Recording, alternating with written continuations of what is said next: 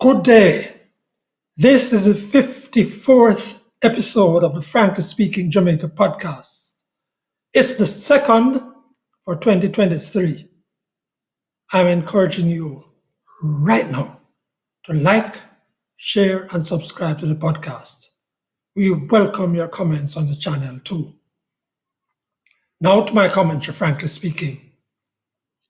The Chief Public Health Inspector in St. Ann, Leroy Scott, put before the St. Ann Municipal Corporation a troubling, and it appears to me, a worsening problem facing Jamaica: the lack of public center conveniences and the attitude in many business places to access to their bathrooms.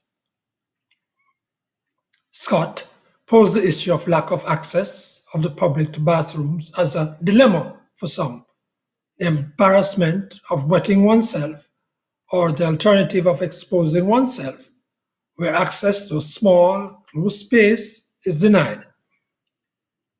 And he used the experience as told to him by a woman who asked him to relay her own embarrassing experience. Here's Scott. That was the experience of one retired female public servant on Monday of this week. And she asked me to relay.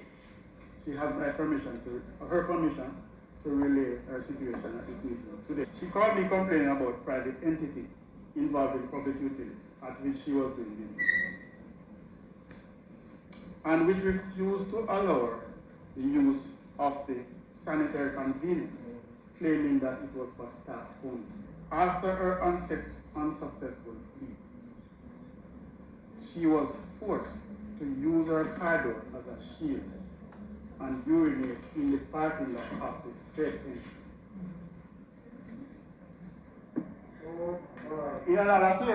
Now, responses of "my God" and some squirming came from the councillors he was addressing at the St. Ann Municipal Corporation's monthly meeting. Frankly speaking, if you live in Jamaica, surely you have seen people exposing themselves in all kinds of places and manners, sometimes without cover of a car door or a building wall, tree, or utility pole. Frankly speaking, this is not a pleasant issue to be discussed out open at all, but it needs to be spoken of and the matter set right. Or could it be that a whole parish has one working public convenience, as Scott said St. Ann does, and we know that across the parishes the situation is not much better? Let us admit too that this helps to make our public spaces sometimes foul-smelling and less desirable to traverse. So, on top of the garbage everywhere, sewage on some downtown Kingston streets even, sidewalks taken over for vending, parking spots becoming retail outlets, crudity in the way we express ourselves to each other. This, on top of it all, making our public spaces less attractive. Let's admit too, frankly speaking, that the use of public facilities by Jamaicans has been generally awful, often leaving the facilities in a filthy condition, and that includes in the hospitals and health centers and even schools. And there have been instances where people deliberately take out their anger and frustration on bathroom fixtures, smashing bowls, basins, and mirrors. For example, at the National Stadium. Public conveniences are the responsibility of the municipal corporations and local boards of health, which do a pretty terrible job of maintaining them or making them accessible. Frankly speaking, these facilities should be provided because they are necessary, and though likely to be used more frequently by older people and children, as well as people with particular health conditions, they may be needed and called upon by anyone at any time. This is just one more of those things that a self-respecting nation should get fixed. As to the private buildings and companies that inhabit them, there is not much more that can be done but to plead with their owners to respect the people from whom they make money and with whom they do business.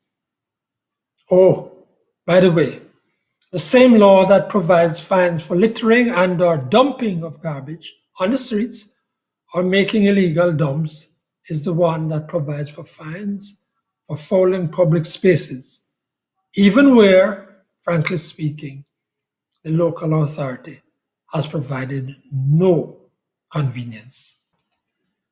Here now is Desmond Richards. Another outrageous report has been released on care of students under the state care. Who is surprised at the latest report? The latest report that an outrageous American has made or has been making sexual advances to the girls under the state care. I am not surprised at all. 14 years ago, 7 girls who were inmates at the Armadale Correctional Center were burned to death. Who remember that? To date, there has been a commission of inquiry which found the state to be negligent, who has been punished.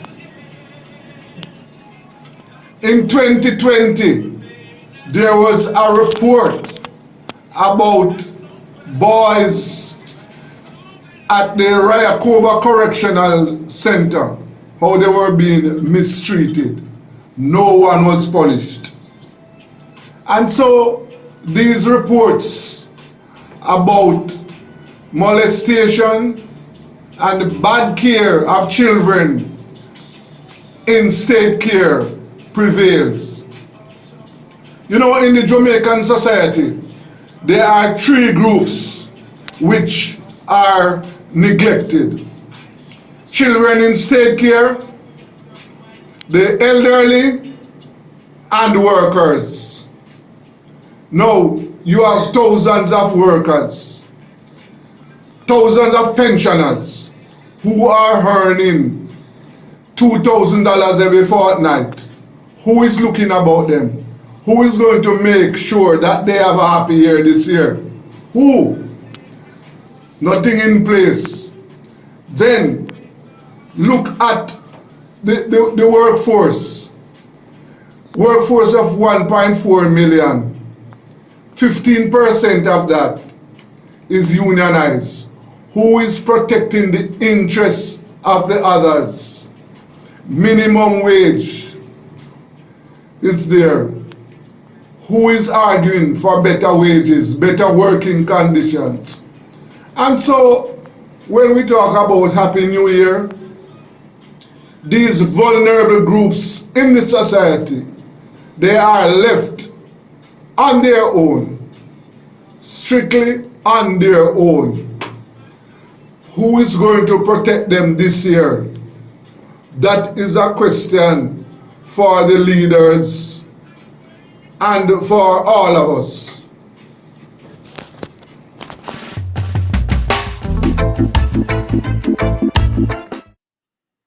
That's Desmond Richards, journalist and founder of Rebel Radio Jamaica.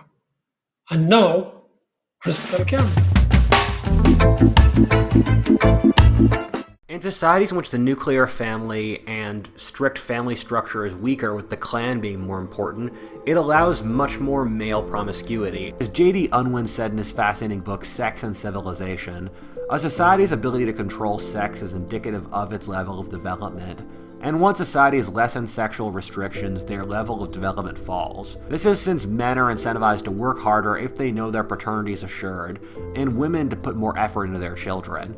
Energy is channeled into things besides getting laid, and people aren't suspicious of other people trying to compete for their sex. I remember doing social studies in high school and even sociology in college, and several other courses, to be honest, that had a focus on Jamaican society. Of course, you hear the common terms: matrifocal family, marginalization of men, poverty line. I've been in the classes and tutorials where there's spirited discussion verging on the edge of debate about, well, this girl from them community will have umpteen children for this much man, and this man will have umpteen baby mother, and oh well, it's their fault. Well, it's not their fault, it's society's fault, it's their education's fault, it's their parents' fault. If I could suggest one course to add to a high school curriculum, I think it would have to be West African history. I'm talking pre-colonial history in West Africa as well as contemporary West Africa. History is made up of the movement of different peoples, the interactions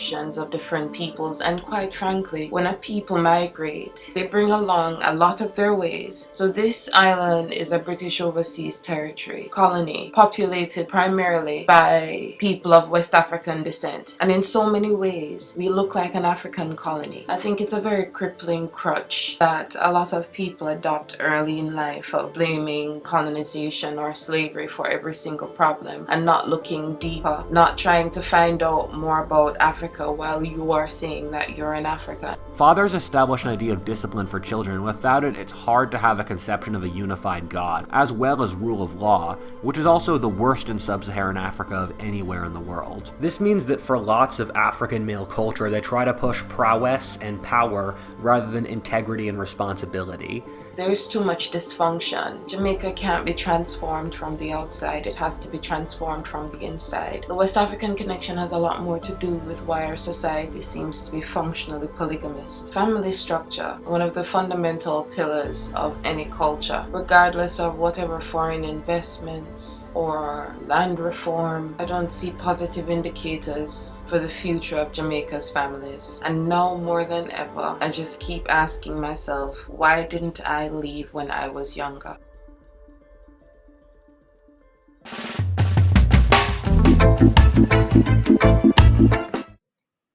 That's Krystal Cameron, creative and CEO of Krystal Cameron Designs. Endgame. Just shy of 490 people died on Jamaica's roads last year, a new record. Between the people murdered last year, 1,498. Those who died in traffic crashes, 488. And those killed by the security forces.